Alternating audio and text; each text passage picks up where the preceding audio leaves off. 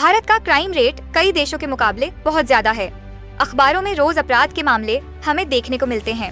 इनमें हत्या के मामले और भी पेचीदा होते हैं, जिनके लिए लंबे समय तक कार्यवाही चलती रह जाती है। भारत में आज भी हत्या के ऐसे कई मामले हैं जिनका खुलासा सालों बाद भी नहीं हो पाया है। इनमें से ज्यादातर मामले हाई प्रोफाइल थे। इन मर्डर्स को इस तरह से प्लान किया गया कि कोई भी इनका खुलासा ना कर सके। हम आपको ऐसे ही हाई प्रोफाइल मर्डर मिस्ट्रीज के बारे में बताएंगे जिनके पीछे का कारण हमेशा रहस्य ही रह गया। म्यूजिक इंडस्ट्री से ताल्लुक रखने वाले अमन सिन्हा की दिन दहाड़े मोटरसाइकिल से आए लोगों ने हत्या कर दी। उनकी हत्या आज तक दुनिया के लिए एक रहस्य ही रह गई। पंजाब के रहने वाले अमन एक संगीतकार के साथ एक रिबेलियन भी थे। उनके संगीत में आम जनता की आवाज देखने को मिलती थी। अमर ने कई गाने ऐसे लिखे जो लोगों में ड्रग अब्यूज, युवाओं में फैली अल्कोहल की लत के खिलाफ जागरूकता फैलाने का काम किया। पंजाब में उनके काम को बहुत ज्यादा पसंद किया गया। उस समय अमन अपने करियर के पीक पर थे जब उन्हें उनके रिबेलियस गीतों की वजह से खालिस्तानी संगठनों से हत्या की धमकियां आने लगी। बाद में अमन ने एक अलग जाति की गायिका से शादी कर ली।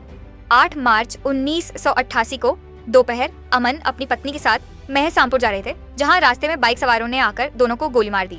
अमन की पत्नी अमरजोत उस समय प्रेग्नेंट थी। इस कारण हादसे में 3 लोगों की मौत हो गई। हत्या किसने और क्यों की, इसका खुलासा आज तक नहीं हो पाया। कुछ लोग मानते हैं कि यह किसी आतंकवादी संगठन द्वारा प्लान किया गया था, पर कुछ लोगों का मानना है कि इसमें दूसरे नामी गिरामी गायकों की भी हाथ था।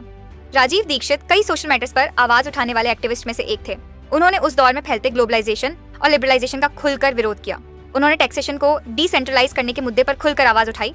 उनका मानना था कि टैक्स से आया 80% पैसा नेताओं और ब्यूरोक्रेट्स की सेवा में लग जाता है और बाकी बचे पैसे का कुछ हिस्सा ही जनता के काम आ पाता है। मल्टीनेशनल कंपनियों का विरोध करते करते राजीव ने अपने कई दुश्मन बना लिए। 30 नवंबर 2010 के दिन कार्डियक अरेस्ट के कारण छत्तीसगढ़ में राजीव की मौत हो गई, पर मामला हत्या की तरफ तब जाने लगा जब बिना पोस्टमार्टम के ही राजीव का शव जला दिया गया।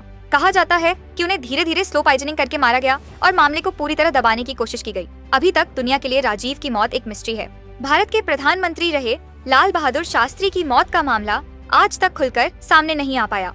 कुछ लोग उनकी मौत को नेचुरल डेथ मानते हैं, तो कुछ इसे प्लान किया हुआ मर्डर। लाल बहादुर शास्त्री की मौत कार्डियक अरेस्ट, युवाओं में फैलता कार्डियक अरेस्ट का खतरा के कारण हुई थी।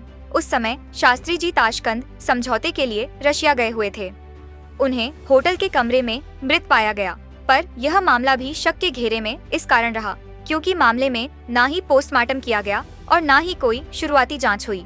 कहा जाता है कि शास्त्री जी की हत्या जहर देकर की गई और यह पूरी तरह से एक प्लान किया हुआ मर्डर था।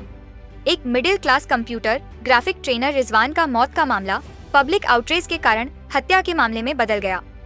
रिजवान को लक्स हौजरी ग्रुप के मालिक अशोक टोडी की बेटी से प्यार हो गया। रिजवान और अशोक टोडी की बेटी प्रियंका ने आपस में शादी कर ली। अशोक इस शादी के खिलाफ थे, जिस कारण अशोक ने रिजवान को प्रियंका के मिलने और बात करने पर पाबंदी लगा दी गई। कुछ दिन बाद 21 सितंबर 2007 को रिजवान की लाश रेलवे ट्रैक पर मिली। पहले इस मामले को आत्महत्या के नजरिए से देखा गया, पर जांच के दौरान पुलिस को ऐसे कई सबूत मिले जिसके बाद यह शक होने लगा कि रिजवान ने ऐसा कदम टोडी के प्रेशर में आकर उठाया था। 2010 में कोलकाता हाई कोर्ट ने इस केस को दोबारा ओपन किया, पर सुप्रीम कोर्ट ने इसे मर्डर का मामला मानने पर मनाही लगा दी। यह मामला आज तक नहीं सुलझ पाया।